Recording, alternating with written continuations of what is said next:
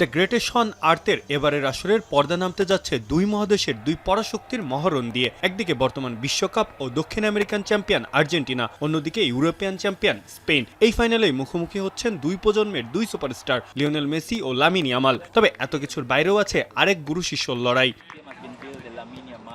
ফাইনালের আগে ফিফার এক অনুষ্ঠানে দেখা হতেই মঞ্চে উঠে একে অপরকে জড়িয়ে ধরেন দুই ফাইনালিস্ট কোচ। সম্পর্কে ছাত্র শিক্ষক এই দুই মাস্টারমাইন্ড প্রায় এক দশক পর দাঁড়িয়ে বিশ্ব ফুটবলের সবচেয়ে বড় মঞ্চে। 2017 সালে স্পেন ফুটবল ফেডারেশনের কোচিং কোর্সে ডে লা ফুয়েন্তের ছাত্র ছিলেন স্ক্যালোনি। মাঠের প্রতিদ্বন্দ্বী হলেও বাইরের সেই শ্রদ্ধা আর সম্পর্ক এখনো অটুট। ফাইনালে আবেগ নয়, কথা বলবে ফুটবল।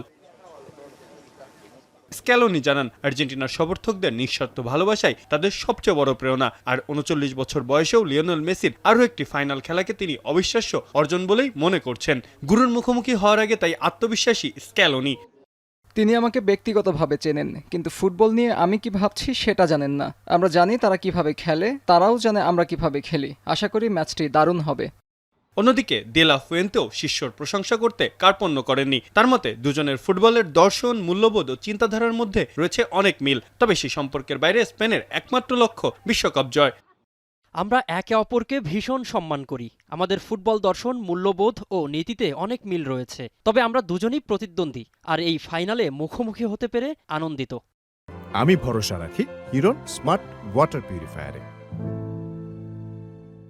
একদিকে 38 ম্যাচ অপরাজিত স্পেন, অন্যদিকে ডিফেন্ডিং চ্যাম্পিয়ন আর্জেন্টিনা। র্যাঙ্কিংয়েও দল দুইটি সবার ওপরে। মেসি ইয়ামাল থেকে স্ক্যালোনি ফুয়েন্তের দ্বৈরথিতাই নির্ধারণ করে দিবে কাদের মাথায় উঠছে ফুটবলের শ্রেষ্ঠত্বের মুকুট। মাহফুজ আহমেদ, এখন।